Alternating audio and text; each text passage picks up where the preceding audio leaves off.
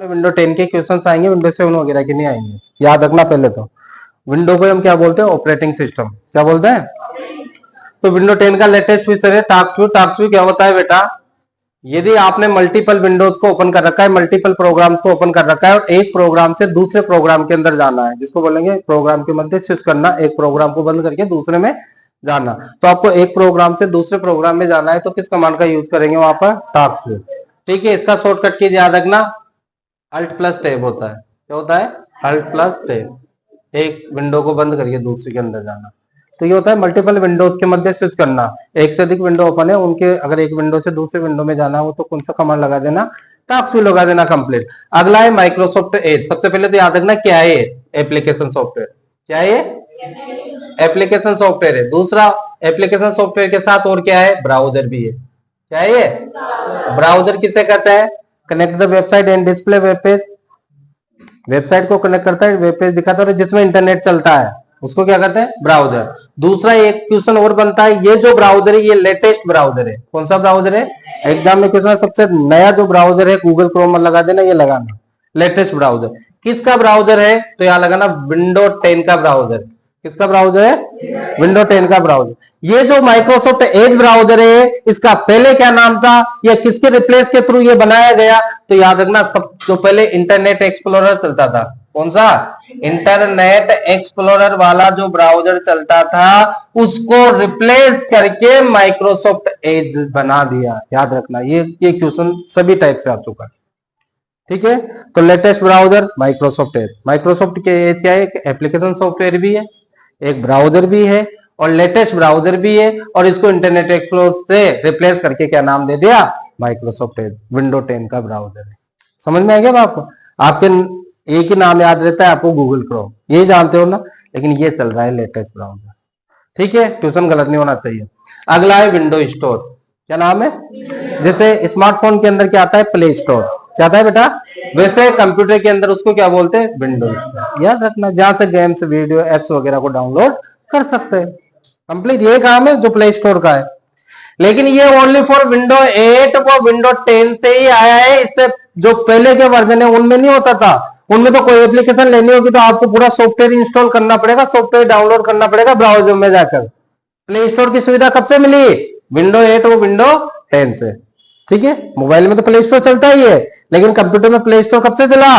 Window 8 वो window 10 से start हुआ है। वही प्ले, इसमें विंडो स्टोर होता है कंप्यूटर में, जैसे मोबाइल में प्ले स्टोर होता है। अगला है कोर्टाना। कोर्टाना एक तरह से सर्चिंग का काम करता है, जैसे सर्च इंजन काम करता है, वो इसको भी सपोर्ट करता है साथ में। किसको सपोर्ट करता है? अब गूगल तो किसका हो गया?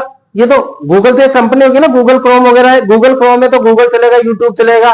क्यों? क्योंकि तो उसकी कंपनी को परमिशन देगा।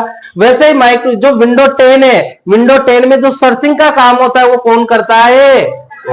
और वही है, टेक्स्ट में सर्चिंग करोगे तो टेक्स्ट में आंसर देगा। वॉइस में अगर आप पूछोगे जैसे 12 का टेम्परेचर क्या है, तो वॉइस में भी बताएगा। आजकल गूगल वाला बता रहा नहीं बता रहा, ऐसा सेम वही है। कोर्टाना सर्चिंग यूटिलिटी है, सर्चिंग का ही काम करता है एक तरह से।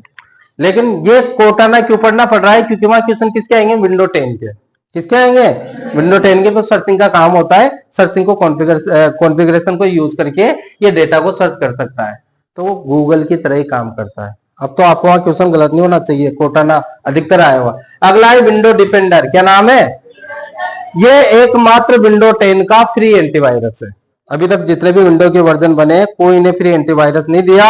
विंडो 10 ने, अभी तो विंडो 11 लॉन्च हो चुकी है, लेकिन मैं 10 की बात कर रहा हूँ। क्वेश्चन इससे क्या आएंगे? 11 के नहीं आएंगे।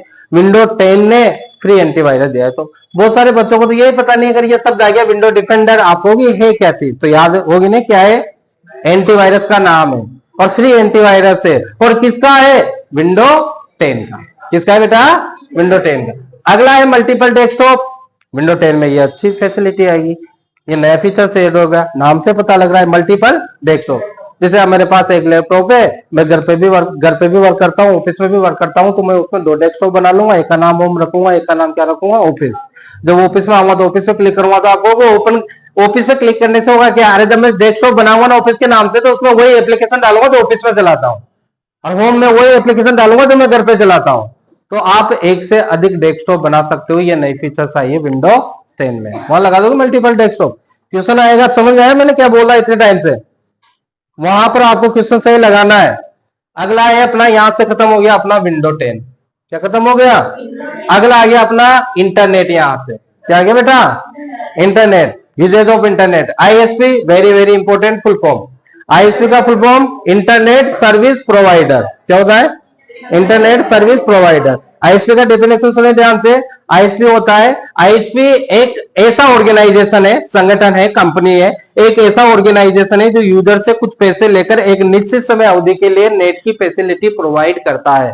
फॉर एग्जाम्पल आ जाए तो याद रखना, जैसे एयरटेल, जियो, आईवी, बीएसएनएल जो भी है, जिसकी भी आप सिम डला रखी है, वो क्या है? आईएसपी। क्या है बेटा? वो आप एयरटेल का, एयरटेल की सिम में तो रिचार्ज किसका कराओगे? बीएसएनएल का, एयरटेल।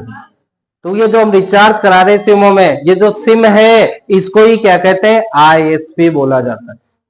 अगर आपके पास नेट नहीं है तो क्या नेट चला सकते हो? क्या नहीं चला सकते? नेट का रिचार्ज होगा तभी तो नेट चला सकते हैं ना। तो नेट को कौन प्रोवाइड करता है? आईएसपी। कौन प्रोवाइड करता है? Internet service provider. इंटरनेट की सर्विस प्रोवाइड कर रहा है, ठीक है, पैसे लेता है। उसके बाद इसका नाम क्या है? मॉडेम का full form very important. Modem का फुल फॉर्म है मॉड्यूलेटर, डिमॉड्यूलेटर, या फिर ये नहीं मिले तो मॉड्यूलेशन डिमॉड्यूलेशन भी मिल सकता है, ठीक है। दूसरा काम, मॉडेम का काम क्या होता है? तो दो शब्द याद रखना, एनालॉग सिग्नल को डिजिटल सिग्नल में और डिजिटल सिग्नल को एनालॉग सिग्नल में चेंज करता है। बस ये दो शब्द याद रखना जिसमें मॉडेम कंप्लीट है। एग्जाम में क्वेश्चन आया, एनालॉग सिग्नल को डिजिटल और डिजिटल को एनालॉग में कन्वर्ट करता है, क्या लगा देना? मॉडेम। और फिर पूरा तो फिर इसकी रामायण काफी बड़ी जो मैंने बता रखी है आपको, क्योंकि आपको कोई ब्रॉडबैंड कनेक्शन लेते हो, ब्रॉडबैंड कौन सा होता है? केबल के थ्रू जिससे नेट चलता है। तो ब्रॉडबैंड कनेक्शन लोगे तो बीएसएनएल ऑफिस से लिया, बीएसएनएल ऑफिस वाला लाइन देगा तो वो याद रखना नेट की लाइन नहीं देता, वो कौन सी देता है? वो टेलीफोन की लाइन दे रहा है। किसकी दे रहा है? टेलीफोन की लाइन में वही चलता है, वही सपोर्ट, जो वही चलता है वो इसको सपोर्ट करता है। एनालॉग सिग्नल कौन करता है?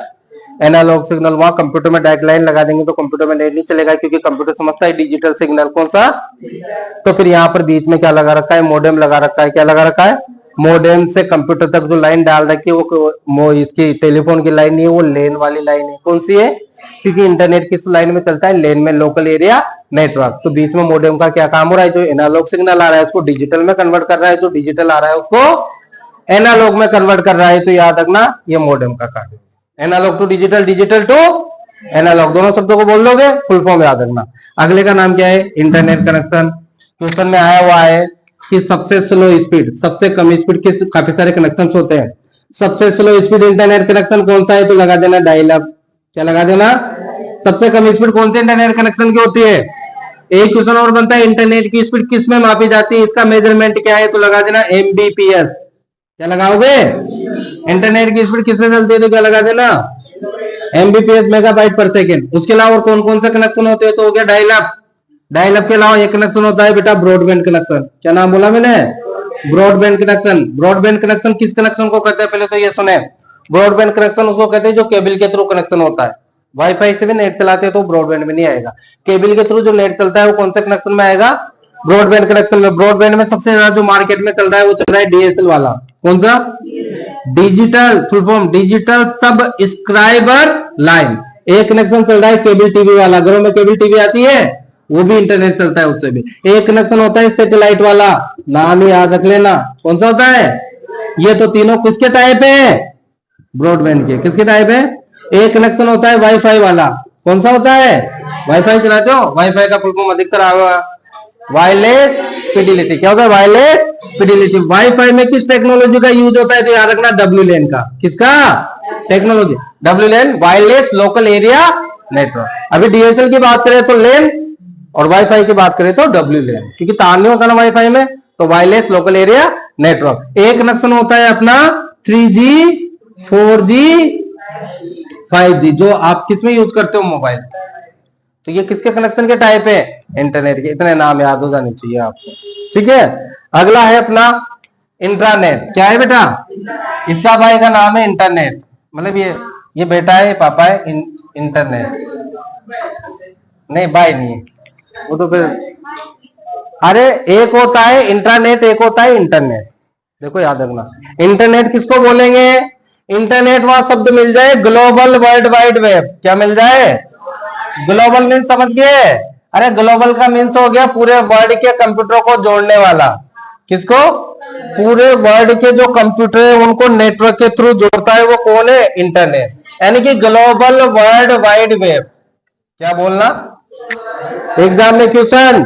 ग्लोबल वर्ल्ड वाइड वेब है, पूरे वर्ल्ड के कंप्यूटर को जोड़ने वाला, तो क्या लगा देना? इसलिए एक क्वेश्चन और बनता है कि सबसे बड़ा नेटवर्क कौन है, तब भी क्या लगा देना? ठीक है। लेकिन अगर क्वेश्चन में ग्लोबल वर्ल्ड वाइड वेब ना आकर क्वेश्चन में आ जाए कि एक कंपनी का निजी या प्राइवेट नेटवर्क है, तो लगा देना इंट्रानेट। एक कंपनी का जो नेटवर्क होता है, एक कंपनी के कंप्यूटर को चलाता है, जिसे अडानी कंपनी 1000 कंप्यूटर है वहां पर, यूं मान ले 1000 कंप्यूटर के अंदर जो नेट चल रहा है वो तो है इंट्रानेट। क्या है वो? क्योंकि वो एक ही कंपनी के अंदर चलेगा, बाहर नहीं चलेगा। तो खुद के नेटवर्क बनने लगे आजकल, खुद का निजी प्राइवेट है, एक कंपनी के अंदर चलने वाला नेट क्या कहलाता है? इंट्रानेट। और पूरे वर्ल्ड में चलने वाला नेट क्या कहलाता है? ठीक है। उसके बाद WWW world wide web, short में बोलेंगे वेब।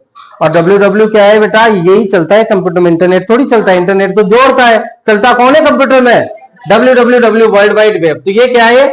इसको बोलेंगे बेटा ओपन सोर्स इंफॉर्मेशन स्पेस। क्या बोला मैंने? Open source information space. हर वेबसाइट के आगे WW आता है, लिखा हुआ देखा होगा। तो वो इसलिए आता है कि जो भी डेटा हमें इंटरनेट देता है वो कहां से उठा के देता है? जितने भी इंटरनेट पर इंफॉर्मेशन डली हुई है वो सब किसके पास स्टोर है? WWW के पास। किसके पास है? इसलिए मैंने उसका WW का लिए क्या बोला? Open source information space. Internet की समस्त इंफॉर्मेशन कहां पर स्टोर है? तो लगा देना WWW। जितना भी डेटा उठ के आता है कहां से आता है? W। आप कहोगे गूगल से आता है, गलत है। गूगल तो सर्चिंग कर रहा है, क्या कर रहा है? देखा, गूगल का वेबसाइट बताओ www.google.com। WW आया नहीं आया गया? क्योंकि जितना भी इंफॉर्मेशन है वो कहां से लेता है? W। मेन सर्वर कौन है इंटरनेट का? WWW। जितने भी पेज खुलते हैं उनको किस नाम से जानते हैं? Web page. क्या बोलते हैं? Web page. बोलना पड़ेगा क्योंकि डेटा है वही दे रहा है। ठीक है। वेब पेज किनसे मिलकर बनता है? वेब पेज किनसे मिलकर बनता है? टेक्स्ट हो सकता है, इमेजेस हो सकती है, लिंक हो सकता है, इनसे मिलकर क्या बनता है? अरे लिंक होते हैं ना, क्लिक करते हैं दूसरा पेज खुल जाता है, ये सारी चीजें, इनसे मिलकर क्या बनता है? Web page. एक क्वेश्चन हो याद रखना इसमें, जब आप कोई वेबसाइट ओपन करते हो और एक वेबसाइट के अंदर कोई लिंक आता है, उस लिंक पे क्लिक करते हैं आप, दूसरी वेबसाइट ओपन हो जाती है, तो इसको बोलते हैं नेविगेटिंग। क्या बोलते हैं? ध्यान देना, यूजर को एक वेबसाइट से दूसरी वेबसाइट पे जाने का प्रोसेस क्या कहलाता है? नेविगेटिंग कहलाता है, याद रखना। अगला है अपना